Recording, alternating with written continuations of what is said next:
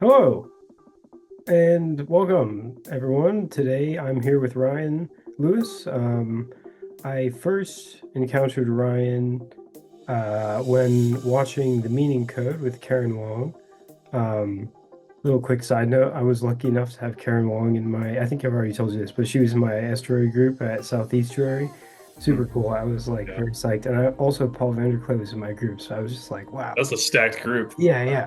Love that. Um, so yeah, shout out to Karen Wong for was that your first kind of coming onto YouTube like with Karen or I had talked with PVK. That was my kind of first thing, and then she left a comment on that video, and then I reached out to her. gotcha, okay, yeah, She's yeah. kind of primarily who I've talked to in the years since then. Gotcha, yeah. That's cool. Yeah, I'll have to maybe check out that conversation with Paul. Um so yeah, I saw your conversations with Karen and I made a couple clips. One was about I titled it Embodied Therapy because you were talking about your experience with stretching and kind of emotional, like how these kind of tensions can be stored in the body with traumatic memories and working through those things, and how this kind of connects to um, the more kind of symbolic slash spiritual stuff that we're talking about here in the TLC, like like also incarnational theology. I think it's all very interesting. That's kind of one of the main um, things that I think brings us together is kind of our shared interest in embodiment and stuff like that. And yeah, but so then I met you on the road trip, and um, I did a road trip over the summer for anyone who doesn't know, and going to various estuaries. And I met you um, with a couple other guys. Forgive me, the other guys, I don't remember their names, but I know Gabe Stuckey was there, who has also been on the Meaning Code, and we had some cool conversations. And it was there. Uh, you are also the man who is responsible or behind the currently in hiatus This Little Corner website, which that was cool to like meet you in person because I had been like kind of wanting to talk about that for a while. I understand it's kind of a complex task, and but I'm still hopeful that maybe we can find like a way to get something like that going again.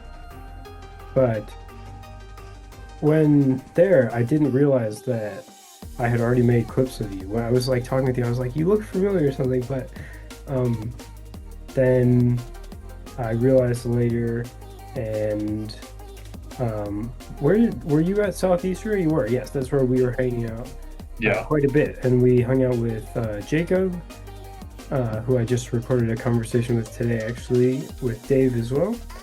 That was fun, and we had some good conversations there, and yeah, that's the backstory of how we are here on this day.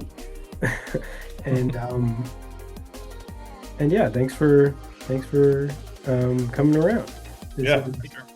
Yeah, I've been looking forward to talking with you on YouTube for a while. We've had a couple private conversations, but I just always feel like we say some good stuff. I don't know, hopefully that can continue. I don't mean to like presume that we can say good stuff all the time, but it's Sure. yeah, I feel like it's been pretty good, and um yeah, welcome. Yeah. Thank you. Cool. So, um, as I mentioned before we started the recording, I've had a little bit of a hectic day, but um, I'm always down to rave about this kind of stuff because it's very interesting. Or we could also just like kind of take a practical approach, like I don't know, maybe we should do like a prayer to start also. That's something I've been thinking about. Like, Yeah, that'd be great. okay, yeah, okay, well, I'll say in the name of the Father, the Son, and the Holy Spirit. Um, May we come together on this day as an act of service with humility and devotion, and in the spirit of collaboration to come into relation to the truth and the beauty uh, these these patterns, like that we will probably end up discussing, the incarnational principle. We hope to honor and glorify um, God throughout this. May we be in touch with the presence and peacefulness um, of Christ, of you, and may we, um, yeah, may we come to know each other better and come and offer something of value to everyone who listens. And thank you for this opportunity to continue exploring these things together. Yep. And Amen. Thank you. yeah, okay, well, um, gosh, I guess, do you want to say a little bit about like your kind of Yeah, yeah. So like, let me yeah, kind of give some context to like maybe our conversations, and that'll kind of get us going. yeah, So the embodiment thing, I think, has been really interesting to me for a long time because of my own kind of personal journey working through pain. I think from a young age, I was really disconnected from my body. Like I lived up in my head a lot, you know. Um, and I don't even, it's hard to even describe what I mean by that, but just like I spent all my time thinking and like really like in the world of like computer programming and just kind of like lost in my head thinking about symbols and patterns and structures, but giving very little thought to how the world actually is around me. You know what I mean? Um, and I think as a result, well, okay, somehow connected with that also was this like a tremendous amount of muscle tension that I've just always had, and I don't really know why. Like even to this day, I don't know why I have it, but the less I paid attention to my body, the more I would just get into these kind of contorted states and be like putting pressure on my muscles in ways that were just not very like good for me, you know? And I think years and years of that got me to a place where like it's almost like a negative feedback loop, right? It's like the more I disconnected from my body, the worse my body felt. And so the more I was motivated to keep disconnecting from it, you know? And there was a point where that distance just became too strong. And uh during particularly a time of like pretty intense grief and loss in my life, the physical pain became too much. It's almost like my body started saying like time out. Like we can't keep going this direction. Something has to change, right? And I guess my interest in embodiment has been largely connected to that journey of like trying to get reconnected again. And then I think symbolically for me, that journey, like trying to connect mind and body again, has really connected strongly with like kind of Mathieu Pajot's kind of language of creation, like heaven and earth coming together, and just the idea of Christ coming to earth. And like that symbolism and that pattern has just really captivated me.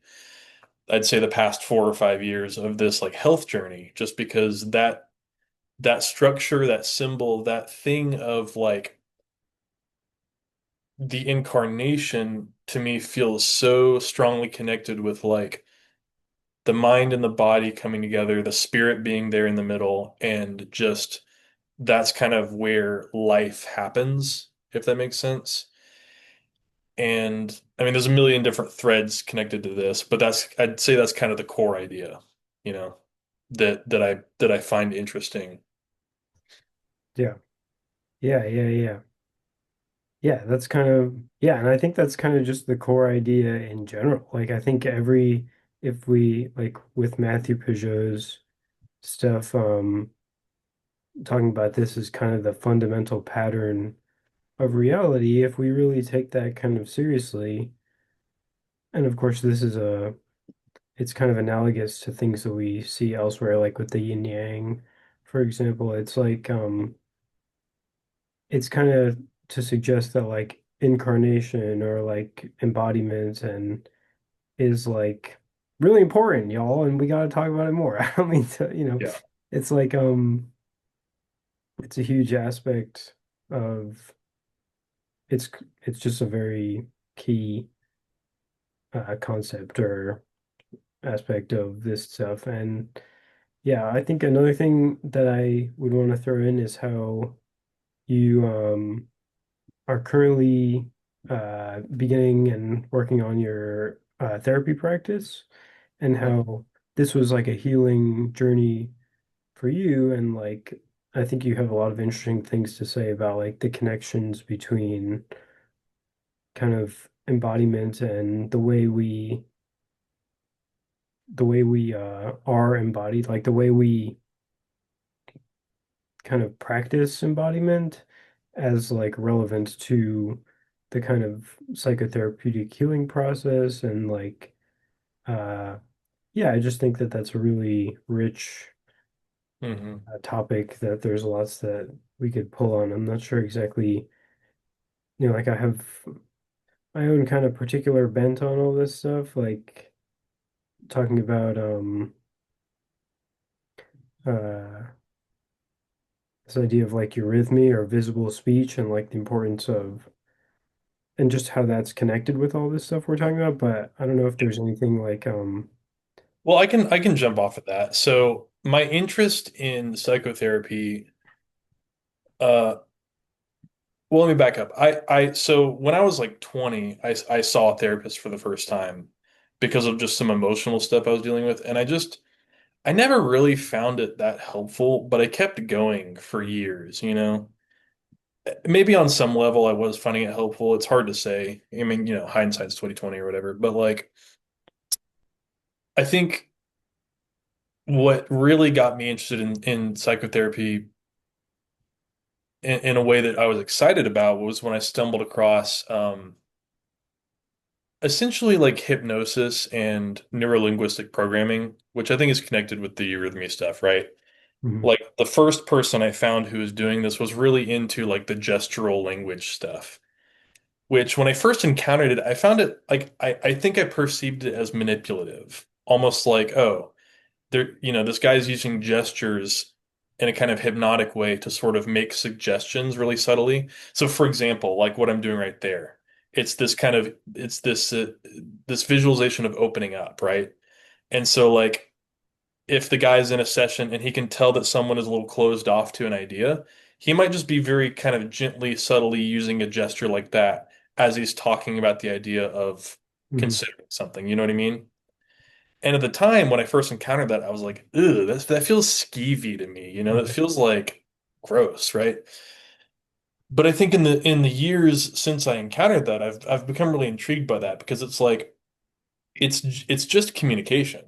It's just body language, right? Like it's communication in the same way that words are communication, you know? I think a good way to think about it is like that oftentimes when we think about language, we think about it in like abstract sense, but really like there's also the context of the word, like, and I think that the context is basically the body aspect, so there's like the the space in which the meaning of the word or like the particular word is situated. And like so that's kind of like about how where how and where and in what way like the word is said, and the point about eurythmy is kind of that like speech is already a gestural thing insofar as the larynx is like making these gestures, and that there's an embodied component to the speech act in general, and that like the whole human being is kind of like a speech.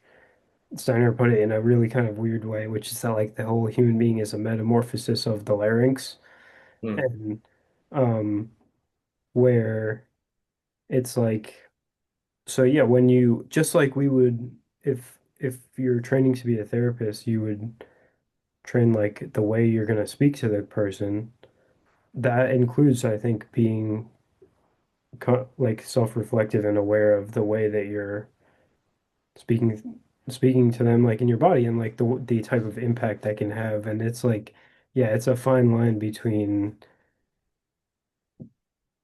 like manipulation and just like effective or like tailored communication, you know? Yeah, Like, for sure. yeah, and I think that that's kind of actually connected with the whole symbolism of like technology and magic and like what is the redemption of these things, but that's kind of a big can of worms. It's just to say that, uh, yeah, I think that we all feel like we have this capability to influence people with our gestures and our expressions and stuff, and like, and so much of it is, I think, based on mirroring as well. It's like Mm. that the person, let's say in the therapy room, like is kind of mirroring the therapist to some extent. There's people talk about transference as well. It's kind of Yeah, similar. And like, totally. yeah, and how um it's like if you don't name the thing, then it can become problematic. But if we name this thing where of the power of body language and stuff, then I think we can use it in a more productive way, you know, like and not be hypnotized, but like maybe we, you know, like in a good way, maybe we can be, you know, we Yeah, can totally. understand the hypnosis. So we're Yeah, something, yeah, I don't know. for Yeah. sure. No, I mean, yeah, I think you're right. Like I've noticed lately that like there is a lot of like public interest in this kind of thing, right? You know, all these YouTube videos about body language analysis of politicians and stuff, right? It's this kind of like it's almost like this yearning for a kind of hidden wisdom of like what's really going on, you know, what's really there. And you know, yeah, like you said, it is interesting. Like I'm someone who I'm very kind of like weary of anything that feels sort of Gnostic or like that like desire for hidden wisdom or whatever. But that is, I think, to an extent, an aspect of psychotherapy. I mean, as Freud framed it, it's like the whole shtick was there's stuff going on under the surface. Let's explore that. And it's kind of weird and woo, you know, and Jung really kind of put the capstone on that. And you know, so the field of psychotherapy, I think, has always like been connected with that in an interesting way that, you know, especially for me as a very traditional Christian who's also interested in this stuff, it's like that is kind of an odd place to find myself. It's a little bit of a fringe thing where it's like I'm not interested in the Freudian perspective, but I do recognize and have to kind of recognize on a daily basis that like, yeah, the whole point of therapy is to take the things that are kind of behind your awareness and like very gently bring them into awareness so that they can be dealt with, right? And that is inherently sort of a taking the hidden things and making them known. Mhm. And I think there's a lot of, I mean, I don't know, this, like you said, there's a whole can of worms here that I don't know if I want to get into, but I think there is an important question of like, how do you do that in an ethical way that honors God and respects the way we exist? It's almost like I think of it as like there's an API for engaging with human beings, right? I'm also a computer programmer, so I think in computer terms, right? Mhm. It's like there is the published API for like language and eye contact and body language and stuff. But then it's almost like you can tap into these APIs that are there, but maybe not documented. And that's where it starts to get into manipulation and stuff. And I don't know. That's a really fascinating thing. Yeah, it's like, yeah, that people, yeah, like just like kind of advertising will use certain, um, you know, psychological tricks to kind of influence people. It's like if people know the tricks, then they don't become, they don't fall for it anymore, like as easily.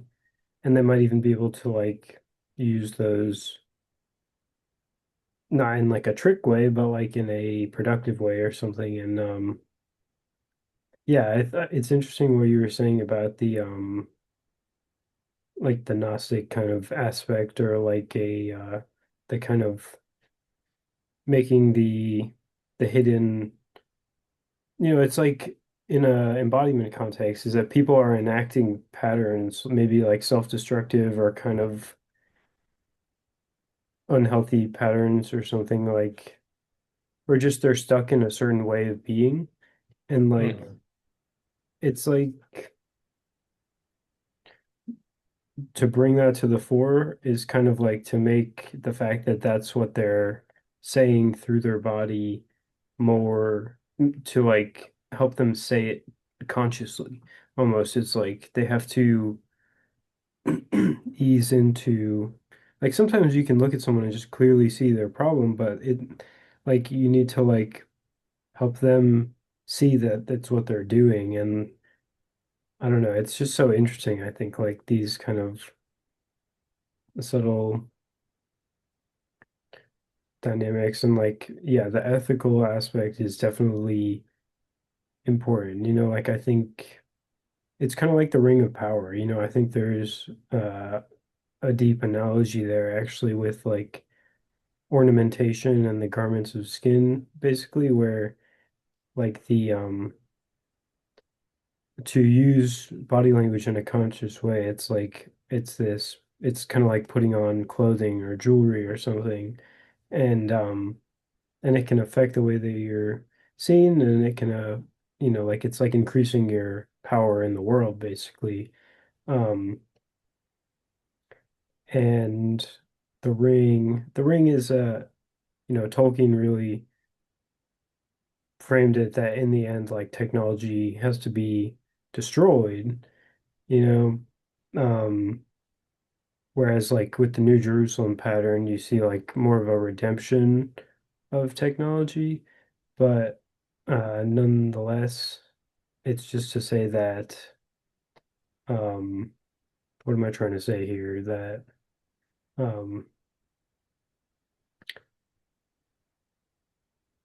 it's powerful and it's dangerous. Like it's dangerous technology, like or to to use language in a language is like the most powerful technology or something, and that like a really timely word can have this hugely healing effect on someone, and but a really mistimed word, like an inappropriate word, can really do a lot of damage. So it's Yeah. like, yeah, like parents yelling at their children and stuff, it's can't be doing that. Yeah, totally. Yeah. And I think about this often in relation to Jesus because, I think I grew up with this kind of like, I don't know how to put it exactly, but like thinking that his power was kind of an arbitrary thing that was just sort of like dumped on him like fairy dust, and then he just like could sort of spray it out or something. Obviously, I never would have put in those words because that sounds silly, but that's kind of how I conceptualized it. But I think I view it all more these days in terms of what you're talking about, where it's like, I think being the incarnation of, I mean, being the word, right? It's almost like he had full and total mastery of language in every, you know, from the top to the bottom, right? And so I think he was able to engage with reality and speak to it from here and from here and from here in just the precise way that was always needed, right? But people can always resist that. And so I think that's kind of what the Gospels are getting at when, he goes into a town and he marvels at their unbelief. And it says he could not do many healings there because of their unbelief, and he marveled. Yeah, It's yeah. like he's attempting to speak truth from here and here and here, but it's not being received. And because it's not being received, it's not taking the having the effect that it is meant to have, right? Or the effect that it could have if it was received, Hmm. you know? Yeah. Yeah, yeah, that's a really interesting aspect. Like because I was just editing a video about like I think I'm gonna title it Eurythmy and Sin, and it's kind of talking about the kind of nuanced question of whether or not Jesus sinned, which is of course a very contentious like you know, generally speaking, we would all agree that like no, but nonetheless, there's this way in which like he was made perfect through transformation and suffering, and like that there is this process, and like some people think about Jesus as like a kind of like what you're saying with this abstract, like he's got this like alien power kind of, but actually he probably shit his pants a couple times, and like He grew, like Luke says, he grew in wisdom and stature, right? yeah, yeah. And I think that's something that people can sometimes be uncomfortable with because it implies that he had to acquire something, right? yeah, so I don't know if it's precisely relevant to this story of like people, because it could be framed as him like failing to heal people, but there's also a way in which there's a kind of propriety to healing where like to actually have a proper effect, like it has to be done at the right pace or something, and if people aren't open to it, you can't force it, like they have to be willing or something. So the way that I like to think about this is kind of in the terminology of veiling and unveiling. OG Rose speaks about this very nicely, and his wife about how um, kind of like the transfiguration, it's like people had to shield their eyes and like and there's a way in which you can bring people into awareness of what they're doing, or like you can come into accordance with the truth in a way that is too fast or inappropriate or like or unhelpful essentially. Not Yeah. to say the transfiguration was unhelpful because it was really demonstrating this pattern, but like I think that's relevant when it comes to the question of like how to be ethical in this regard, because it's not just that we always want to see what's up with someone or and just like really it's like, hey, you're doing this thing and you need to it's like, that's not helpful, so it's like there's a certain propriety of like being in touch with the current situation and like the needs of the particular Yeah. context. And I think a lot of that is, I don't know, it just makes me think of the kind of role of imagination and like insight being a more of a thing that we learn. Like we learn how to gain insight in a better way or something, like to see into things and just and in that regard, the visual aspect of speech and language and stuff, and how so much is communicated in through that contextual aspect of, it's not just like if you did a therapy session and you just had it transcribed, like Mhm. it wouldn't, there's so much that isn't conveyed, Yeah. And so this is what I think the problem is that there's a separation in the way we think about language, where we just think about it as abstract categories and definitions and stuff, but really Yeah. like the experience and the spirit of language is very much also an embodied thing and a visual Yeah. thing where like Well, yeah. that's why I became so disenchanted with the TLC search engine, actually, because Hmm. I think the more I did it, because but essentially all I was doing was I was scraping the YouTube transcripts and then making that a big search engine, Mhm. which is neat because then you could search for any topic and jump right to the places in these videos where people are talking about it. But at the same time, the longer I sat with that, the more I felt like, for example, I still to this day watch Paul VanderKlay's content. But if I read a transcript of his videos, it doesn't have nearly the same impact or kind of punch that it does listening. Because I think so much of the value of what he's providing is not really the words, it's all the implicit stuff that's being communicated with the tone. His tone is very gracious, it's very patient, it's very understanding, it's very non-threatened. And for me, that's really the main value he's providing to this space. But that stuff isn't really captured by just a transcript of words. And I think for me, that gulf is really, really interesting. Yeah, one of the things, sorry, clear my throat real quick.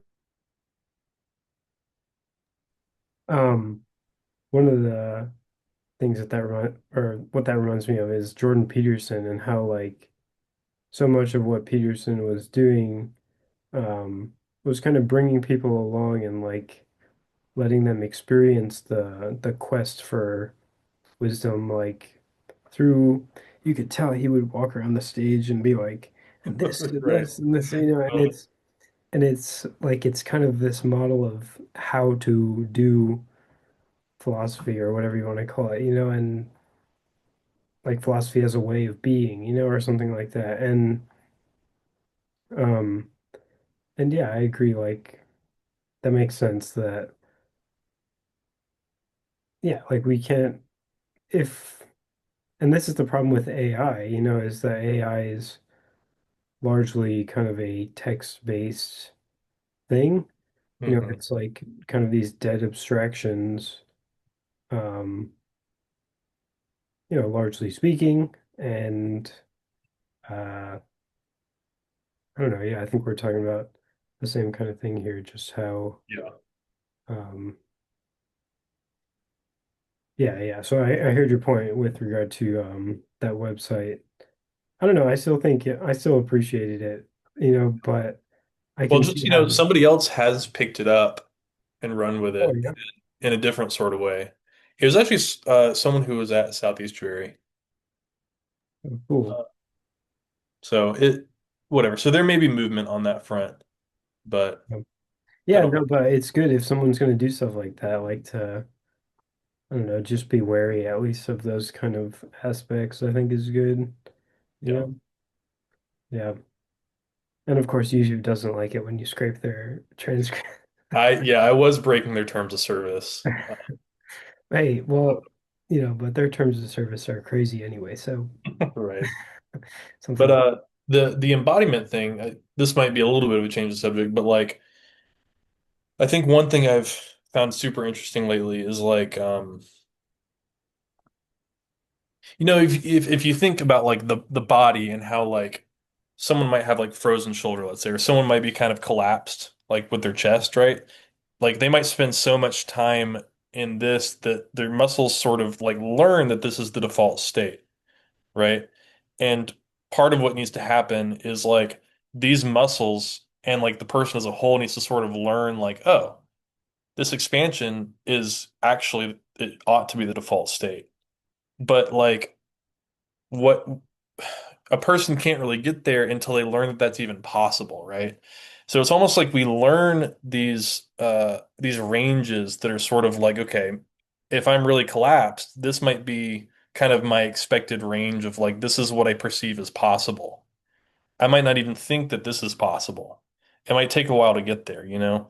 And so I mean, I've never been a physical therapist, so I don't really know how this works, but I imagine part of it is like helping the person's body sort of realize this is possible, right? And that's also what's happening on the emotional and, kind of symbolic level and everything with psychotherapy is like you'll get locked into this mental state where it's like, I really only think that this is possible, this sort of small, collapsed, helpless, pitiful sort of state, right? And it's not even conceivable that I could get up here and be confident, right? And and so part of psychotherapy is like, if you try to force it, if you try to just tell someone to get up here, it doesn't work. There's so much resistance to that, right? Because this is the known and the known is safe, right? And so there is an art to kind of very gently helping someone like look up from that and like get a little bit outside their perspective to realize like, oh wait, this is possible. And this is possible, you know? And once the possibilities have become sort of known or accessed, then the default state can change outside of the current range. You know what I mean? And so I just find it interesting that you can sort of break it down like healing has this sort of fundamental, very simple ontological pattern that applies to the body, the mind, the emotions, the beliefs. It's sort of the same, just kind of scaled up and down, I think. Yeah, yeah, yeah. Um I think I'm a big fan of Steiner and Galahad Eridanus with the Abraxian stuff and just Steiner's Christology of Lucifer and Ahriman, and where I think that I associate the Luciferic side with magic and medicine and um and the other side more so with habit and tradition and like concretization. And you really need both of these extremes. Like if you get too locked into a habitual mode of being, then you need kind of a something to break you out of this habit, you know? Hmm. And like ideally that wouldn't be just like if you go too far to the Luciferic side, then it would just be like escaping all sort of habits or constraints, like, indeed kind of Gnosticism in the kind of escaping from the world sense, and also like just people like not kind of submitting to any sort of um constraint, just so it would be like people just using their will very arbitrarily and like personal magic as opposed to like sacred magic or divine magic, like thy will be done rather than my will be done. So like the healing act, I still think would be it's kind of like a redemption or a balancing of that side of things, where it also takes into account and is like respectful of the particular circumstance in an embodied contextual relational sense. Like it's not, it's paying homage to the relational side of things. And um I'm I'm kind of blowing this up more than I need to. So let me try and bring it back. It's that the um so yeah, I think that that pattern of like habit and novelty are kind of like tradition and revelation is like just this super deep pattern where it goes all the way down to like these kind of very particular cases, like helping someone get out of a bad habit, let's say. Hmm. But at the highest extreme, it's like I think that's basically how reality works and evolves, is that there's this constant dance of like creating habits and then like new forming new habits, and like where it makes me think of like the miracles of Christ, like multiplying fish and walking on water and stuff. It's like you were describing this versus this, but then like maybe if we keep going, it's like being transfigured and walking on water and like multiplying fish and stuff. It's like who like that's I think the thing is that we are in these habitual modes of perceiving the world. And I also think just like there's evolutionary constraints like to what our body is capable of. But I think with the human form, like with Jesus, like that's kind of when he kind of demonstrated what we're actually capable of now or something. Like our brain has evolved far enough where we can do X, Y, Z, and these kind of like healing miracles and stuff. Like, I don't know, it's just like I just really like what you said insofar as we are these habitual beings, but we are also like who knows what other kind of things we're capable of? Yeah, totally. Yeah, yeah. Yeah, I mean I mean what you're saying, I probably see it from somewhat a different perspective, but it does remind me of like Jesus saying like basically like you will do these things and more, right? Yeah, yeah. That's something that I think, a lot of maybe kind of traditional modern Christians, like I'm like a conservative evangelical, right? So like that's my culture for sure. Um, some of these topics make them a little squirmy, right? Because they're like, uh, it, I don't know if I totally understand the dynamic going on there, but Jesus is not apologetic about this. He's like, you can have this same faith and this same power that comes to me from above, right? And I think for me, there's this interesting catch-22 where it's like the only way I could possibly access more of that power is through a kind of humility that will not misuse it. You know what I mean? But the moment I seek to have that power for myself, for my own glory, or to misuse it, like it would become something really unholy. You know, it might still be accessible. You know, that's kind of implied, I think, in the New Testament is that like you could acquire this power and misuse it, but the way of Christ is to seek God through humility, and the power will be given to you as appropriate, you Hmm. know. And so for me, I think there's an interesting sort of inverse relationship between like taking on the humility of Christ and being able to embody the, let's say, the power of Christ, you know. Hmm. Does that kind of make sense what I'm getting at? Yeah, yeah, definitely. I think um the yeah, it reminds me of like for one Mary as kind of this like prayerfulness and like receptivity slash like reflecting through like devotion and quietness and stuff.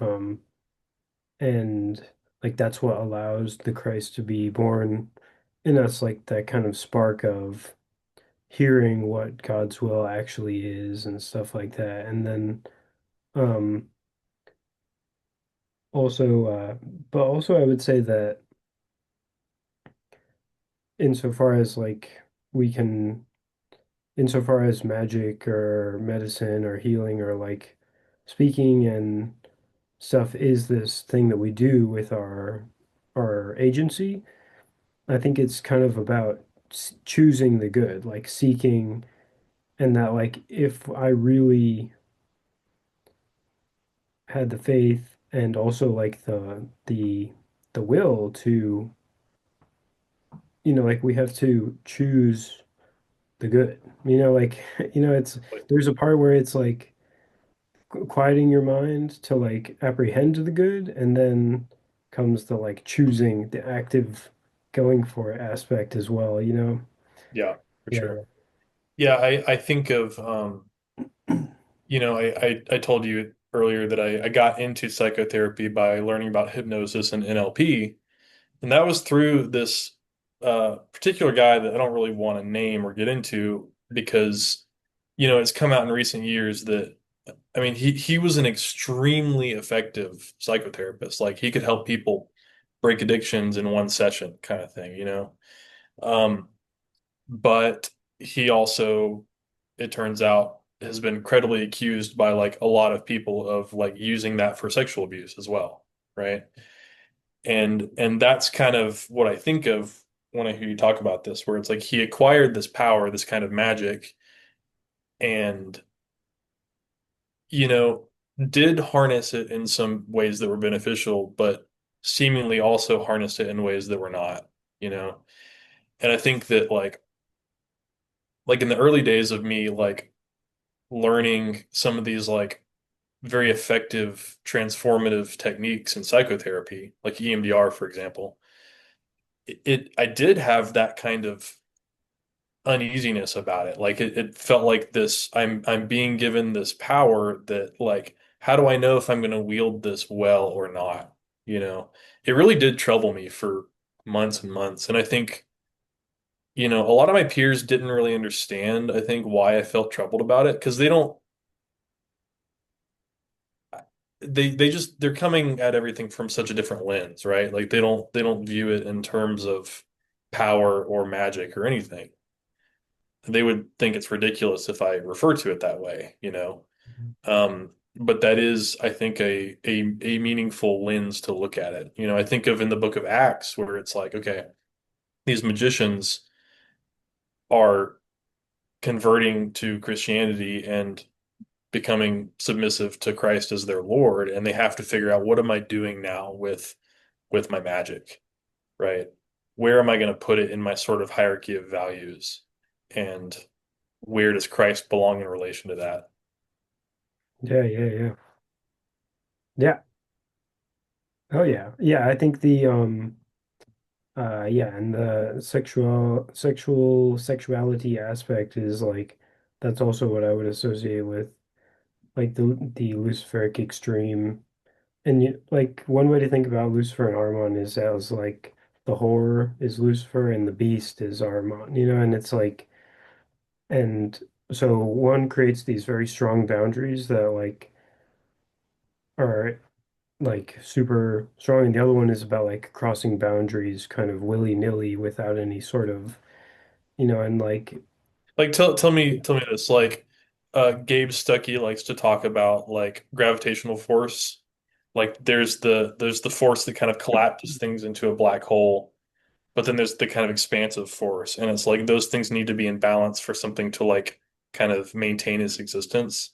Is that sort of what you're getting at, or is that a different idea? I could see that maybe mapping. I think it probably maps like gravity and levity kind of, and Mhm. like Yeah. yeah, like I think darkness. I also I don't know, black holes, I also think about in a kind of divine darkness way, where it's like, because black holes, of course, even though they are sucking everything in, they're also like, holding everything in. It's kind of like the nucleus at the center of a cell, it's like the sun maintaining, the system in a sense. And but yes, I do think that like the correspondence of like darkness and light, like Lucifer being the light bringer, um, that's kind of, yeah, I think that fits probably. Yeah, and And the only reason I bring that up is just like I don't have a lot of categories for some of the language you're using. mhm. So I'm just trying to map it onto things that Yeah, like my make. bad. I've got my weird Oh, you're fine. terminology. You're fine. Yeah. Um, yeah. So yeah, about the um like I think we see that in the modern kind of um the whorish nature of modernity right now. I think I was just talking with Neil, and we were talking briefly about the stuff going on in Minneapolis. I was like, it's the beast versus beast and the whore, the beast trying to kill the whore. And um where like the kind of freedom, the licentious like libertine sort of lawlessness of the past like number of years or slash decades is like, I would say that this is like, it's connected with all the Epstein stuff and like um just so many, yeah, just to say that like one cannot be arbitrary or willy-nilly about their use of magic. It has to Right. be, like real, because that's just one of the dangerous extremes that we have to avoid, like, or that we can't let take over. Right. Yeah. Yeah, yeah, yeah, yeah. I'm more of a Luciferic guy myself, so I've, as you may notice, like just by my kind of more Gnostic-y rambles and stuff. But And if I'm understanding you right, that means like that's the aspect that's more interested in like exploring outside the boundaries. yeah, yeah, and like and it's all it goes kind of with art and creativity and stuff. Like Yeah. it's like the heaven aspect. So it would be trying to ascend into heaven, but if you can be so open and 30,000 foot view that like Totally. so heavenly minded you're no of no earthly good, and I think I think we might have talked about this at Southeast Jerry. But I mean, for me, one of the main things I've gotten from Jonathan Pageau that has been like such a helpful little piece of insight is like when Jesus gives the parable of the sower, um, and he at the end he says like, you know, if you can't understand this parable, then how can you understand any of the other parables? Implying that it's sort of like a meta parable of sorts. And I think he's getting at this. He's saying that, there's the word, it's the seed, right? And there's kind of four possibilities with it because ideally it grows up into heaven and down into earth, and that's how it stabilizes, right? Mm, But you can have no growth and it just gets picked up by the birds, or you can have only downward growth but no upward growth, and that's kind of that too much earth, right? But then I think what you were just talking about is like only upward growth but no kind of rootedness, and it springs up. It's exciting, it's new, it's exploring the things, but it withers because it's not grounded, right? mhm. But then what actually is stable and produces fruit is both upward and downward growth. And for me, that's just been such a helpful insight that I think has helped kind of keep me balanced because I think by nature, I also like I have maybe too much of the like let's explore outside the boundaries, but then I don't get rooted in kind of the center or like the sort of earthly like um just groundedness in reality, Mhm. you know. And so it's allowed me to kind of rebalance and refocus in a way that I think has been beneficial for me long term. Yeah, yeah, yeah. Yeah. I I feel that too. I'm definitely, and I think this is just a broad pattern. Like I was talking about the beast killing the whore, except I also think that like if I also think one way of framing our times is as like the beast versus Sophia. Like in a the kind of connection that I would draw is that the harmonic side or like the earth aspect is kind of like the left brain, and like the fallen version of the left brain is kind of trying to be the master in the Mhm. house and is like, doing like not listening to the intuitions and like inspirations of the right brain and stuff. But if we have a proper kind of feminine disposition of the left brain, then it's receiving, just to say that also, the relationality of the feminine earth aspect is like really important for um, maintaining that balance, I think. And like as we've been in more of a, like I mentioned this with Neil as well, and I've told you as well before, but just like I kind of see things in terms of this, how the past 2,000 years has been kind of like we had 1,000 years of Ahriman and then 1,000 years of Lucifer because we're trying to get a full understanding of the Christ story. And um, so now having been in the Luciferic times with like postmodernism and like um, libertine freedom, also with like America and stuff, but I think America, I'm not just trying to rag on America. I think there's good stuff as well. Like uh, the balancing function could either be like this extreme counter towards like hardcore systems thinking, or like it's just going to be a balance in terms of putting in some roots. Like everyone has kind of been really in abstract, uh, kind of individualistic mode, but now we're shifting back towards community and like relationality, and people are going to be thinking about good food and like, you know, stuff like that, like how to really friendships is, I think, a big thing, like philosophy as like philia being fellowship and like the wisdom of fellowship and friendship and stuff, and how I think that's that's associated with Aquarius in my mind, like just the so I realize that's a bunch of kind of jargon, but my point is just that I do think there's a trend where we're moving back into the roots aspect, or like trying to seek the balance, and Yeah, totally. yeah, yeah, yeah. I Yeah. don't know. I think Estuary participates in this and like, um, Well, it's also funny. I mean, that's a lot of what I'm seeing in my psychotherapy practice so far. I mean, I'm very new to it, right? I've only been doing it for a little while, but I actually advertise myself as a dual career engineer and therapist, which tends to attract a certain kind of person, very logical, analytical people who I think, yeah, they're so into the logical part of themselves that I'm using forward and backward, but I think it corresponds with what you're talking about with left and right, where it's like the logical part has, or the cortical has kind of taken over and the subcortical has gotten neglected, right?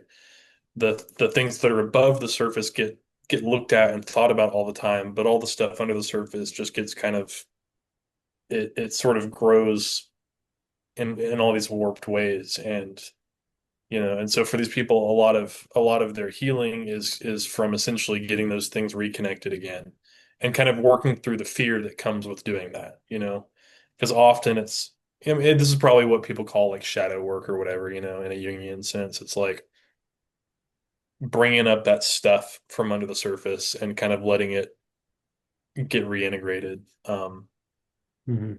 But it is a scary process because it's change. And I think that's also what we're seeing probably on a larger scale, just with culture, like you're talking about. It's almost like there's value in both of the perspectives, and now they're kind of getting brought together and going, okay, how can these opposite ways of being or these opposite modes like live together?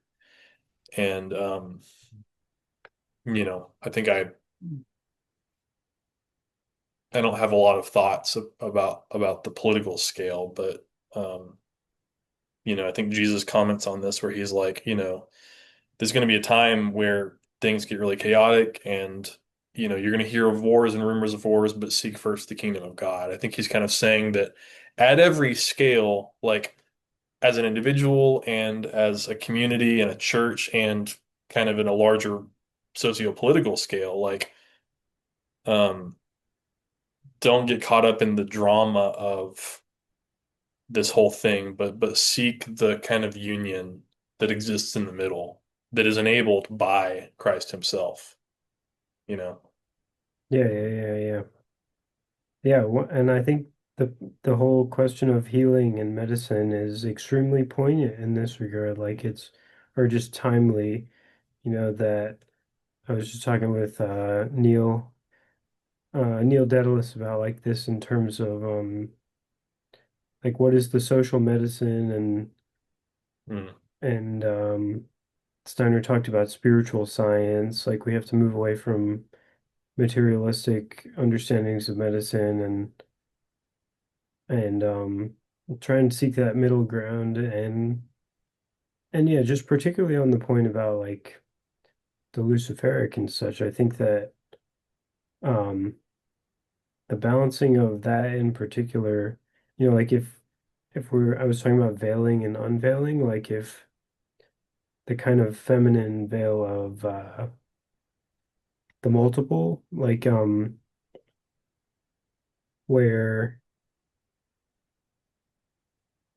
if one is going towards Earth and Lucifer is more about ascending into heaven, it's like when we match our willing, our personal willing, like if you have the collective and then the individual, it's like if I take my individual will and I put it in proper relation with the collective will and like what my body is feeling as well, if it's not just all my mind imposing, but if I like connect it to the subcortical, like you said, mhm.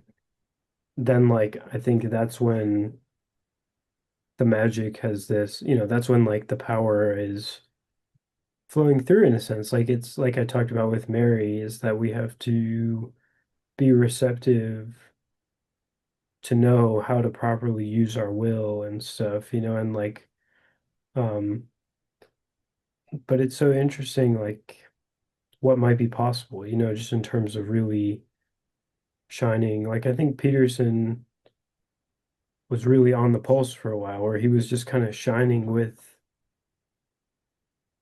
the kind of power of the healing power of Christ, like in his words. He was incarnating his meaning in an embodied way. which was which had this kind of transformative power, and I think that's what that's what's up. I don't know. Yeah, totally. And Yeah. I think, I think that's what's happening in good relationships as well. I mean, good friendships are transformative in that way, you know? Like I look forward to the day when, yeah, we can kind of figure out what good community looks like as a culture. Because I think the need for psychotherapy will go down quite a bit. Because I think at the end of the day, what most people need is just that. Um,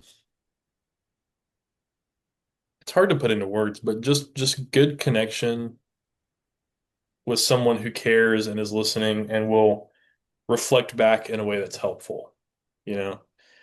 And I look forward to us being able to figure that out on a small scale and a big scale, you know? And I do trust that God is going to that his kingdom is coming, that he is enabling us to be able to do that, you know? Um, Yeah. even though right now things are looking tough, Mhm. you know? Yeah. Yeah, I feel that. Um, um, I think it's getting a little late here. It's almost 9 p.m. And I just got a message that I'm hoping to respond to you. Um, and I'm a bit fried from talking about all this stuff. It's just like, Sure. but it's super. I think it's really awesome just to, I really, as I've said to you many times before, I think like taking all this stuff and bringing it into the practical context of like friendships and therapeutic relationships, and as I was talking about, like the church is kind of like a hospital. Um, yeah, we've talked about that before, like where, I just really appreciate. I feel like uh, your perspective has a lot to offer, and yeah, and I hope to do a part two to this relatively soon. Maybe like we'll watch it back and then be struck to go in a particular direction with it. But maybe you have like another topic you want to just like or another thread you want to close up on real quick, or I don't know. Um, I think that's most of what's on my mind. I mean, I think,